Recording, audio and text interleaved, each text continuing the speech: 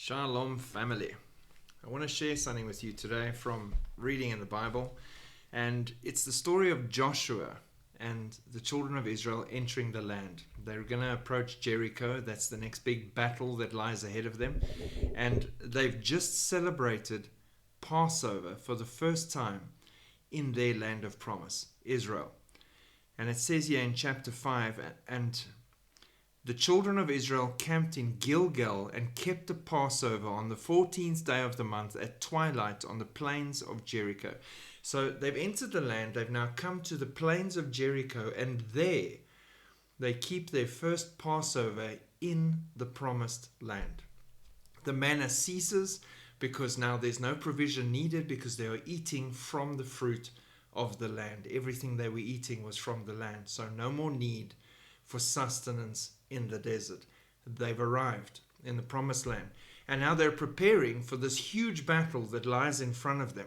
And from verse 13 it says, "And it came to pass when Joshua was by Jericho that he lifted his eyes and looked, and behold, a man," capital M, "stood opposite him with his sword drawn in his hand. And Joshua went to him and said to him, 'Are you for us or for our adversaries?' And the man said to him, 'Lo,' no in Hebrew, 'Ki ani sar sabah Yahweh ata bati.' No, but as commander of the army of the Lord, I have now come." And Joshua fell on his face to the earth and worshipped, and said to him, "What does my Lord say to his servant?" Then the commander of the Lord's army said to Joshua, "Take your sandals off your foot, for the place where you stand is holy." And Joshua did so. This is Joshua's burning bush moment. Moses meets God in the burning bush and removes his sandals from his feet because he is standing on holy ground.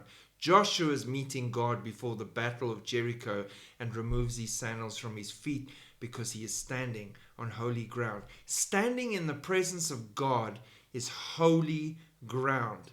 You cannot stand. You cannot have your shoes on. You're taking them off. You're prostrating yourself. You're saying, "Here I am, Lord." And the answer he gave him here, "Lo, no, I am not for you or for your enemies. I am the commander of the armies of Yahweh, and I have now come." Ata bati. We are going to say that very soon. He has come. He has now come. Not for anyone, but as commander of the armies of Yahweh. He is God. And this is where our mentality needs to kick in. It's not about God, are you on our side or are you on their side? Sometimes you have praying people in both armies. No, He is on God's side. We shouldn't be on our side or the enemy's side. We should be on God's side. Our thinking needs to be aligned with God. Our minds, our thoughts, our actions need to be aligned with what God wants. That is the side I want to be on. I don't want to be on our side. I don't want to be on the enemy's side. I want to be on the side of the commander of the armies of Yahweh. I want to be on Yahweh's side. That is the mentality shift that we have to make, like Joshua did. And had he not reacted like this, I'm convinced he wouldn't have taken Jericho. This was his defining moment with God.